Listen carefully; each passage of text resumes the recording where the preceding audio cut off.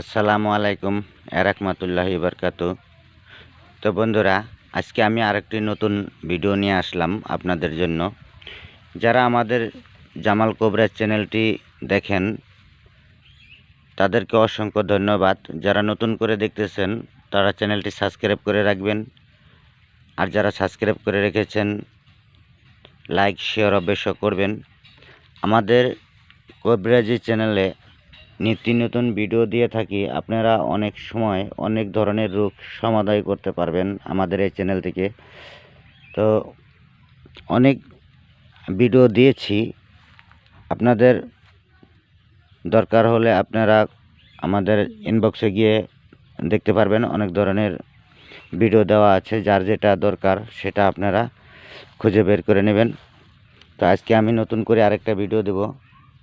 এই ভিডিওটা অনেক গুরুত্বপূর্ণ, অনেক কার্যকারী। এই ভিডিওটা আপনারা কিন্তু দেখবেন। আজকের ভিডিওটা মা বোনদের জন্য অথবা পুরুষ মানুষের জন্য, দুটোর জন্যই সমান সমান। তো যাদের সূতিকারী বেমার হয়েছে, সূতিকারী বেমার অর্থাৎ দিনের মধ্যে 3 বার 4 বার 5 বার হয়তো লেট্রিনে যেতে হয়, পায়খানা ধরে, হয়তো পাতলা পায়খানা হয়, ক্লিয়ার হয় না, পেটে নাভির গুড়ে চিনচিন করে বিষ করে, আর প্রত্যেক দিন একই রকমের কোনো ওষুধ আপনাদের কাজে লাগতেছে না। তো তাদের জন্য বলছি, যেটা সূতিকারী বেমার, সেই সূতিকারীটা বেমারটা আপনি কিভাবে ভালো করবেন সেটা আপনারা জেনে নিন।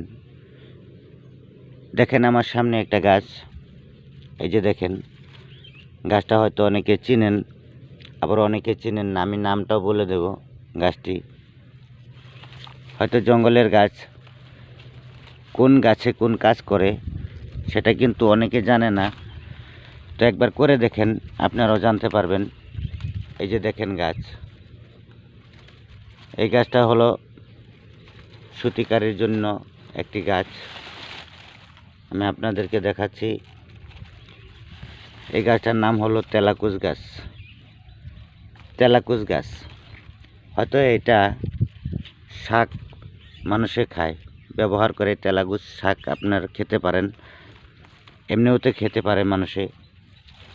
কিন্তু ঔষধ হিসাবে যদি ব্যবহার করতে যান তাহলে আপনি শাক খেতে হবে না, এটার শিপা ব্যবহার করতে হবে। তো কি করবেন, শনিবারে বা মঙ্গলবারে হয়তো আগাবেলায় নিঃশ্বাস বন্ধ করে পূব দিকে অথবা পশ্চিম দিকে দাঁড়িয়ে নিঃশ্বাস বন্ধ করে এক টানে এই গাছের শিপাটা ওঠাবেন। তারপর সেই শিপাটা 3টা ভাঁজ করবেন।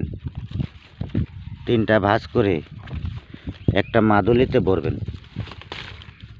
মাদুলিতে ভরে ওই মাদুলিটা আপনি সাথে রাখেন, কোমরে বেঁধে রাখেন। আপনার আস্তে আস্তে ওই সূতিকারী বেমারটা ভালো হয়ে যাবে চিরতরের জন্য। আর জীবনেও আপনারা এই সূতিকারী বেমারটা হবে না। তো বন্ধুরা, কি বলছি বুঝতে পারছেন। আজকের মতো এই পর্যন্তই। দেখা করব পরবর্তী সময়। আসসালামু আলাইকুম, খোদা হাফেজ।